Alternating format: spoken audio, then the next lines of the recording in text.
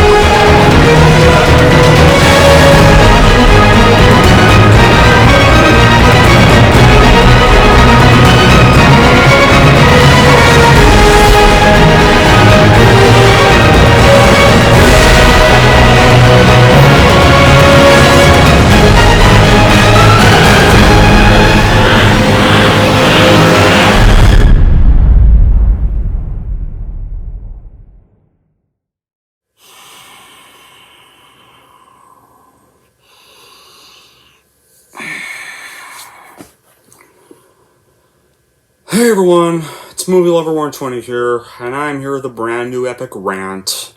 And this epic rant is actually going to be, believe it or not, for a new release. A movie that was impacted by 3 years of COVID delays has finally come out today after so long. And that would have to be none other than 2022's Morbius. One of Marvel's most delayed movies since New Mutants. Anyway, what is the plot of this? Well, dangerously ill with a rare blood disorder and determined to save others suffering his same fate, Dr. Morbius attempts a desperate gamble. What at first appears to be a radical success soon reveals itself to be a remedy potentially worse than the disease. Yeah, it's a plot. So how was the movie made? Well, Artisan Entertainment announced a deal with Marvel Entertainment in May 2000 to co-produce, finance, and distribute several films based on Marvel Comics characters, including Morbius, the living vampire. Previously, the character was going to appear in the 1998 masterpiece Blade, portrayed by director Stephen Norrington in a cameo appearance ahead of a larger role in the sequel. However, the character was cut from the first one and not introduced in Blade 2, after Norrington chose not to return for that film. So, yeah. And then, of course, Artisan only did one, which was The Punisher, and after that, Artisan shut down and became Lionsgate. Pretty much. But then in May 2017, Sony announced plans for a new shared universe featuring Spider-Man-related properties, beginning with Venom in October 2018, and this would be called Sony's Spider-Man Universe. Then in July, Spider-Man Homecoming, director John Watts expressed interest in featuring Morbius and Blade in the then-untitled Spider-Man Far From Home. That did not happen, believing that the character's dark tone could work well within the Marvel Cinematic Universe, which did not happen. At that November, Matt Sazama and Bulk Sharpless submitted a script for Sony for a Morbius film. After a secret development process at the studio, Jared Leto became loosely attached to star in the title role, but would not commit to the film unless he was happy with its direction. Leto asked to personally meet with several director candidates. And then so the film was filmed, then completed, and then set to be released in July 2020, but got delayed by COVID several damn times for 3 whole years. Or almost technically 2 whole years. But now, Morbius had its world premiere at the Plaza Carso in Mexico City on March 10th, 2022, and would be released into the theaters in the United States, finally, on April 1st, 2022, in IMAX and other premium formats. After so many delays. And how have been the reactions? Well, the early reactions were overwhelmingly negative, with journalists who attended early screenings described the film as boring and uncalculated, had no consistency except that it's bad, and the plot, CGI, and post-credit scenes were even criticized. So, when it comes to my reaction, I saw the movie last night, guys, and oh my god, I don't know where to begin with how much I hate this movie! This movie was a fucking disappointment. Like, I cannot believe I wasted over 3 years and several COVID-19 delays for an absolute piece of shit excuse of a Marvel film. I think this would easily have to be the worst film of 2022 and worst film in the Sony Spider-Verse for sure. In terms of technical filmmaking, this is a mess. The action is a disaster. It harkens back to the disastrous comic entries from the days of yore, a la the horrific Van Force shit, Dark Phoenix, Eternals, Camera of Shakiness, and Green Lantern. It's just one messy CGI PG-13 cutscene after another.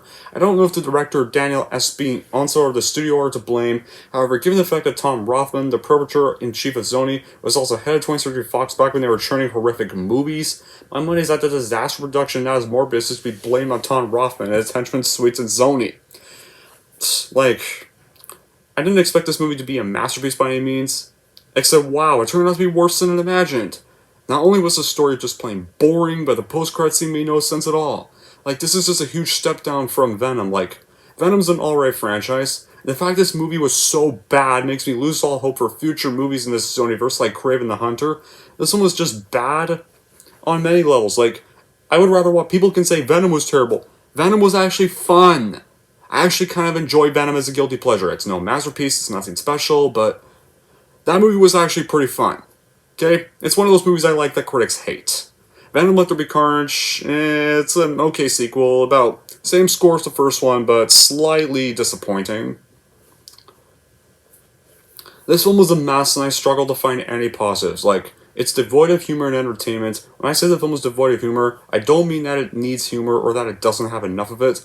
I mention humor solely because there are attempts of humor here, like, the jokes that are here just do not land at all. There are serious inconsistency issues, or lack thereof issues. The writing is just rough. Like, most of the time, anyone would be checking their watch or phone in the theater every 5 minutes at my screening to see how much longer you have to sit through the slugfest. Jared Leto, I will admit, is decent here. I mean, he's better than Suicide Squad Joker, but he doesn't even come close to his portrayal of the Joker in Zack Snyder's Justice League. Like, his, only scene in Zack Snyder's Justice League was way better than his performance in the Suicide Squad, and I hate to say this, even better than his performance here. The inconsistent tone kind of just makes his performance come off as just very silly and laughable. Then again, there's not even much to work with when it comes to this writing. Matt Smith is also alright, not very good either, but it doesn't seem to fit whatever tone or vibe that was trying to be achieved. And I mean, this film takes place in the same universe as the Venom movies. I'd make a comparison to them. This film does not have the entertainment factor that those two movies had despite their big flaws. If you didn't like those movies, you're going to hate this movie more. You're definitely going to hate this. And even if you like those movies, like the Venom movies, you're probably still going to hate this film. Like I do. And if you did like this movie being delayed 6 times should tell you all you need to know. It lacks consistency. It lacks direction. It lacks entertainment. When the most entertaining part of the movie is a few Easter eggs, there's an issue. And they're just poor and logical mid and post-credit scene in the movie, and I'm going to get to those later. Once again, I said, Leto's okay in the role as Morbius. The problem is that the role itself is not very well written.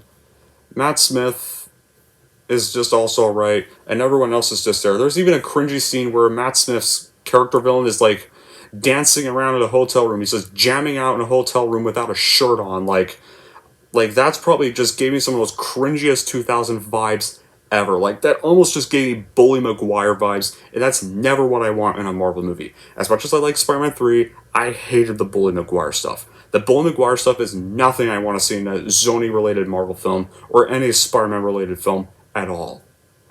Holy fuck. The main reason someone to be interested in this film is to understand how everything connects. Given Easter eggs from the trailers, well, don't expect too much here because they're going to be very disappointed.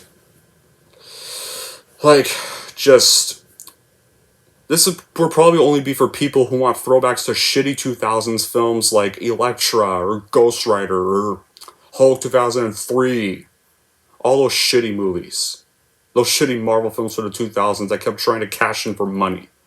Some of them turn out good, some of them turn out bad, and if this had been made in 2000s, this would have been one of them. Morbius is another interesting character, and in the end just does not need a solo movie, only to be presented properly. Unfortunately, Sony again has just surpassed themselves even after they squandered so much opportunities with the Venom movies, which I think are guilty pleasures once again. Honestly, I don't have high hopes for either Kraven or Madam Web or whatever else they try to do in this Sonyverse. The standard is pretty low, so they shouldn't even call this Morbius. You want to know what they should call this? They should call this Sony's Last Chance. Yeah, they should call this Sony's Last Chance, and it fucking failed. The story sucked, the action sucked, this movie was just boring.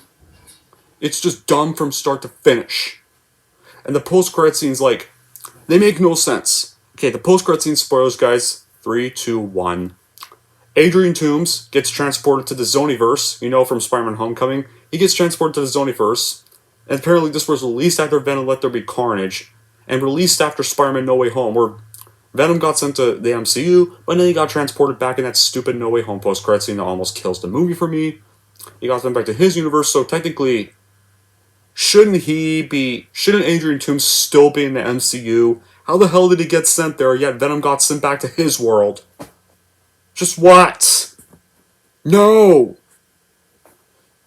Like, this film is just shitty in the end. It feels like something straight from 2006, with some nasty effects and just made for to make some billions of dollars at the box office, which it's probably just gonna lose fucking money at the box office, because I can definitely predict this bombing quick, because, like, this April we have Sonic 2, which I would rather fucking see over this, and then Fantastic Beasts 3, which may not make profit, but will probably still beat this movie's ass at the box office too. Regardless, just a pity disgrace to the character. Anyway, only redeeming quality here is that Jared Leto is alright as Morbius, and Michael Keaton's post-credit scenes are fine as well, even if they make 0 sense, but that's about it. Like, just Sony, cancel this universe. I don't want to see any more films from this Sonyverse. They've proven they can't make a single good fucking movie in this universe. They need to just stop. Anyway, here would have to be my final recommendation of Morbius. So overall, if you really want to see a portrayal of Morbius, then please just go and read the comics, because you will get nothing out of this horrible excuse of a movie. This film basically joins the ranks of the other bad Marvel films I mentioned earlier in this review. So yeah, this movie is horse shit, and I give Morbius a 2 out of 10. Well, I can't wait to see Idris Elba voice Knuckles. That sequel needs to fucking come out already. At least we have 1 more week to go till that. And that's going to be that probably will be way more fun to watch than this. But until then, guys, I have nothing else to say. That'll be it for this rant. Thank y'all for watching. And if you like this and want to see more, then don't forget to like, subscribe to Movie Lover 120.